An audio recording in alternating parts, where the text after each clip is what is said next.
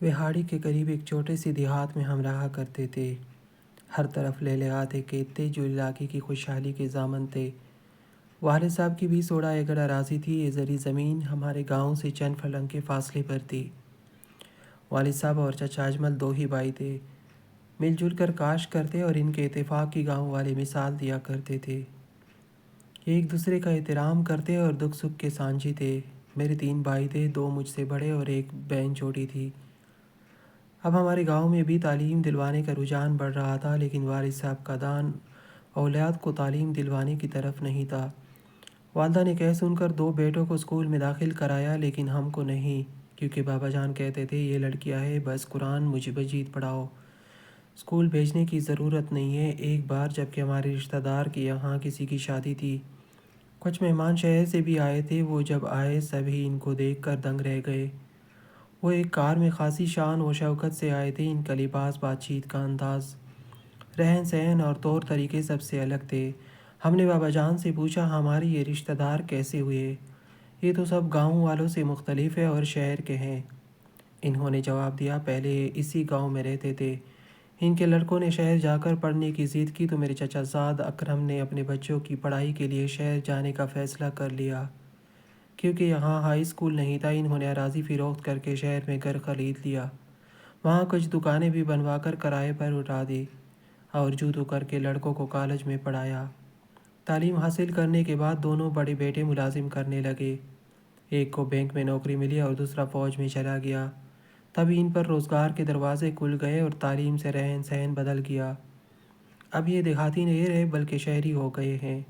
والد صاحب کی باتیں سن کر ہم حیران رہ گئے، گویا مان رہے تھے کہ علم سے زندگی سدھرتی ہے اور ترقی ہوتی ہے۔ اس کے باوجود تعلیم کو اولاد کے لیے ضروری نہیں سمجھتے تھے۔ یہ کتنی عجیب بات ہے، اگر ہماری والدہ ہمت نہ کرتی تو میرے دونوں بھائی اسکول نہ جاتے۔ جبکہ سب سے بڑے بھائی انور کو تو بابا نے اپنے ساتھ کاشتکاری کے کاموں میں لگایا ہوا تھا۔ والد صاحب اپنے اراضی سے محبت کرتے تھے جیسے کہ اولاد سے کرتے ہیں۔ انور کو اپنا بازو کہتے تھے۔ ان کا خیال تھا کہ لڑکے پڑھیں گے تو اراضی کون سنبھالے گا، یہ زمین ہی نہ فروخت کر دے جو ان کے باپ دادا کی نشانہ تھی، جس کی وجہ سے گاؤں میں ان کی رزق میں اثر آتا تھا۔ شادی کی تقریب ختم ہو گئی تو شہری چاچا اکرم کو والد صاحب نے اصرار کر کے چند روز ٹھہرا لیا تاکہ ان کے بچے گاؤں کے ماحول کا لطف لے سکے۔ وہ روز ان کو لے کر اراضی پر جاتے اور ان کے بچے کھیتوں میں گھومتے، ندی پر نہاتے اور بہت خوش ہوتے۔ عام دستور ہے کہ شہر والوں کو چند روز گاؤں میں اور گاؤں والوں کو شہر میں رہنا اچھا لگتا ہے۔ بس اکرم چاچا کے چھوٹے بچے عرفانہ، شبانہ اور محسن بھی خوش تھے۔ بتاتی چلوں کہ اکرم چاچا سے والد صاحب کا دہرانہ رشتہ تھا، وہ ان کے چاچا زاد بھی تھے اور خالہ زاد بھی۔ تبھی آپس میں اپنیت اور پیار اتنا تھا کہ ایک روز اکرم چاچا نے بابا جان سے پوچھا آپ کی بچیاں اسکول کیوں نہیں جاتی؟ میرے بھائی لڑکیوں کا پڑھانا ضروری نہیں ہوتا اس لیے داخل نہیں کرایا۔ چھوٹے بھیا یہ تم کیا غلطی کر رہے ہو، تعلیم کے بغیر تو زندگی ادھوری ہے۔ ان پڑھ اور پڑھے لکھے انسان میں اندھے اور آنکھوں والے جتنا فرق ہے، ان کو پڑھنے دو۔ اکرم چاچا نے سمجھایا۔ ان کے قائل کرنے پر والد نے ہم کو بھی اسکول میں داخل کرا دیا۔ ان دنوں میری عمر 8 سال تھی اور چھوٹی بہن عابد 6 برس کی تھی۔ ہم اسکول جانے لگے، وقت گزرتا رہا اور میں 5ویں میں آ گئی۔ جب میں نے سالانہ امتحان دیا، آل پوزیشن لی، تبھی اسکول میں دھوم مچ گئی۔ لڑکیاں مجھ سے دوستی کی خواہاں ہو گئی اور سب استانیہ پیار کرنے لگی۔ تو میں نے جانا کہ تعلیم ہی وہ چیز ہے جس سے انسان کی قدر ہوتی ہے اور عزت ملتی ہے۔ میں نے پوزیشن لی تو بے حد خوش تھی اور کچھ بننے کا خواب دیکھ رہی تھی۔ جن دنوں چھٹی آتی، چچا اجمل آئے اور والد سے کہا کہ زاہدہ کی منگنی میرے بیٹے حافظ سے کر دو۔ منگنی بھی کر لیں گے، ابھی یہ پڑھ رہی ہے، مڈل پاس کر لے، پڑھتی رہے۔ میں نے کب کہا ہے کہ نہ پڑھے، ہم منگنی کر لیں گے تو اطمینان ہو جائے گا۔ بہرحال ان کے اصرار پر بابا جان نے میرا رشتہ حافظ سے پکا کر دیا اور منگنی کی رسم ہو گئی۔ 8ویں میں بھی میری اول پوزیشن آ گئی، لیکن آگے پڑھنے کا خواب ادھورا رہ گیا۔ ہمارا اسکول ہی مڈل تک تھا۔ اتفاق ہے کہ ان دنوں ہمارے شہر والے چچا اکرم والد سے ملنے گاؤں آئے۔ ساجد بھائی نے بھی میٹرک کر لیا تھا۔ انہوں نے والد سے کہا چھوٹے بھائی اپنے دونوں بچوں کو میرے پاس شہر کیوں نہیں بھیجتے تھے؟ یہ لائق ہے اور اول پوزیشن لیتے، ان کو آگے نہ پڑھانا بڑی زیادتی ہوگی۔ شہر جانے کے خیال سے ہم بہت خوش تھے، کبھی شہر نہ دیکھا تھا۔ چچا اکرم کو ساتھ لے آئے۔ ان کا گھر دیکھ کر آنکھیں کھل گئی، بہت شاندار بنگلہ تھا اور ٹاڑس سے رہتے تھے۔ 2 بڑے بیٹے افسر تھے اور 3 چھوٹے بچے بھی پڑھ رہے تھے۔ ہم بھی ان کے ہمراہ اسکول جانے لگے، اکٹھے پڑھتے، ہوم ورک کرتے، کھانا بھی ساتھ کھاتے۔ چچا کے بچوں سے ہماری دوستی ہو گئی۔ میں اور محسن ایک کلاس میں تھے، جبکہ ساجد بھائی اور عرفانہ ہم جماعت تھے۔ والد صاحب ہر ماہ ہماری تعلیم کے اخراجات بھجوایا کر دیا کرتے تھے۔ یہ وقت گزرنے لگا اور ہم تعلیم کی منازل طے کرنے لگے۔ میں اب کالج جاتی تھی اور 17 برس کی ہو چکی تھی۔ انگریزی میں کچھ دشواری ہوتی تو محسن سے مدد لے لیتی۔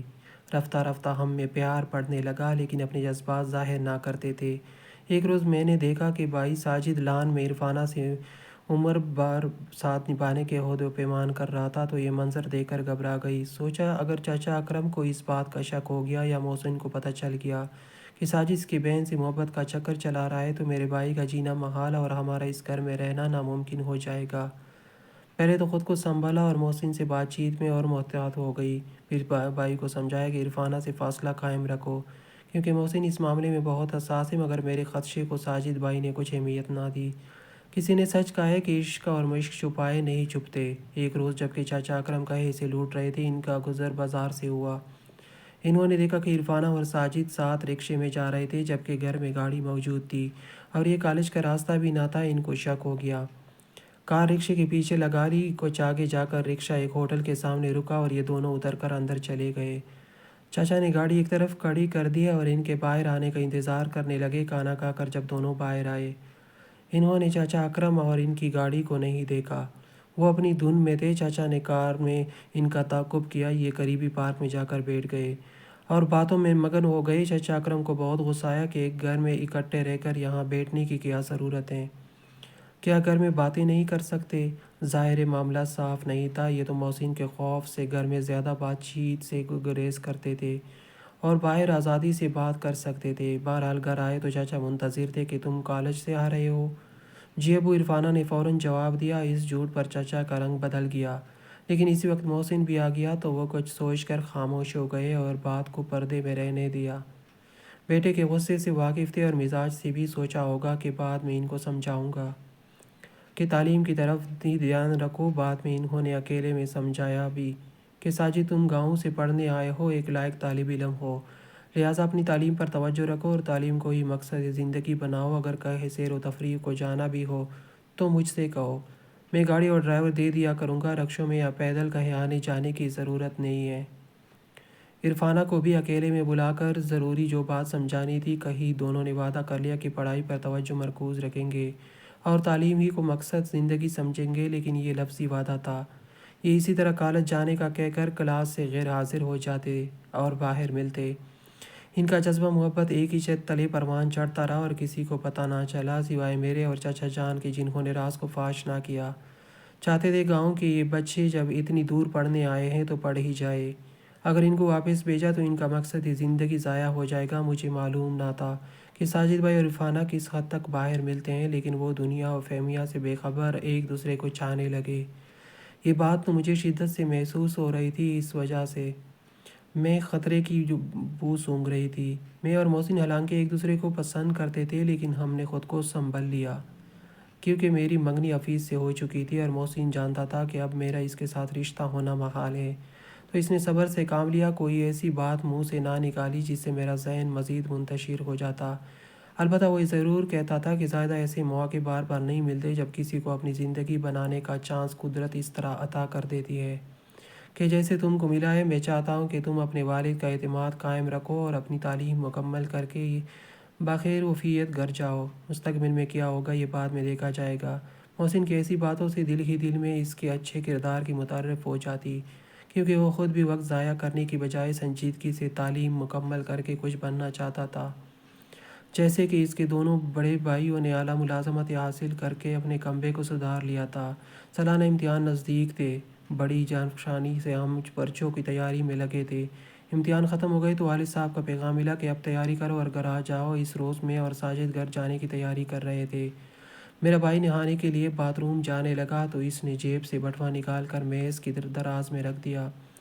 وہ ابھی باتھ روم میں ہی تھا کہ محسن اس کے کمرے میں گیا اور آواز دی، ساجد بھائی موٹر سائیکل کی چابی کہاں ہے؟ میز کے اوپر ہی رکھی ہے، انہوں نے غسل خانے سے جواب دیا۔ بس 2 منٹ ٹھہرو، میں ابھی آ کر دیتا ہوں۔ محسن کو جانے کی جلدی تھی، چاچا جان نے بجان کو مٹھائی بھیجوانی تھی، لہٰذا وہ اسی سلسلے میں موٹر سائیکل پر بازار جا رہا تھا۔ اس نے ٹھیک سے سنا نہیں کہ ساجد نے کیا کہا ہے۔ وہ میز کی دراز کو کھول کر وہی چابی تلاش کرنے لگا۔ ہمارے جانے کا وقت ہو رہا تھا۔ محسن نے سمجھا کہ شاید چابی بٹوے میں ہے۔ اس نے میرے بھائی کا بٹوا اٹھا لیا اور اس کو کھول کر دیکھا۔ اس میں چابی تو نہ ملی، لیکن ایک تصویر مل گئی جو کہ عرفانہ نے ساجد کے ساتھ بنوائی تھی، اور ایک اس کا لاکٹ بھی تھا۔ بہن کی یہ تصویر دیکھ کر محسن کا دماغ گم گیا۔ اس نے یہ چیزیں بٹوے سے نکال کر جیب میں ڈالی اور اپنے کمرے کی طرف چلا گیا۔ اتنے میں نہا کر اور کپڑے بدل کر ساجد باہر آ گیا۔ اسے کچھ خبر نہ تھی کہ کنگھے سے اپنے بال سنورنے لگا کہ محسن اس کے کمرے میں ہاتھ میں ریوالور لیے داخل ہوا اور بغیر کچھ کہے اس پر فائر کر دیے۔ ساجد میرا بھائی اس اچانک حملے سے شدید زخمی ہو گیا۔ وہ فرش پر گر کر تڑپنے لگا۔ فائر کی آواز پر سبھی اس کمرے کو دوڑے جہاں ساجد خون میں لت پت فرش پر پڑا تھا۔ اسے فوراً اسپتال لے جانے لگے، لیکن اس نے پہلے ہی دم توڑ دیا۔ گھر میں کہرام مچ گیا کہ یہ کیا ہو گیا۔ محسن ابھی تک وہی کھڑا تھا۔ وہ اپنی جگہ سے ہلا تک نہیں اور نہ بھاگنے کی کوشش کی۔ اس کی آنکھیں سرخ ہو رہی تھی۔ اکرم چاچا آگے بڑھ کر اس کے ہاتھ سے ریوالور لے لیا اور دھکیل کر کمرے میں بند کر دیا۔ 10 منٹ بعد پولیس کو خبر ہو گئی اور وہ موقع پر پہنچ گئی۔ انہوں نے موقع دیکھا اور لاش کو پوسٹ مارٹم کے لیے بھجوا دیا۔ محسن کو حراست میں لے لیا گیا اور قتل کا مقدمہ درج ہو گیا۔ جب گاؤں اطلاع پہنچی تو وہاں لوگ سکتے میں آ گئے۔ فوراً 30 کے قریب مرد و زنانہ روانہ ہو گئے۔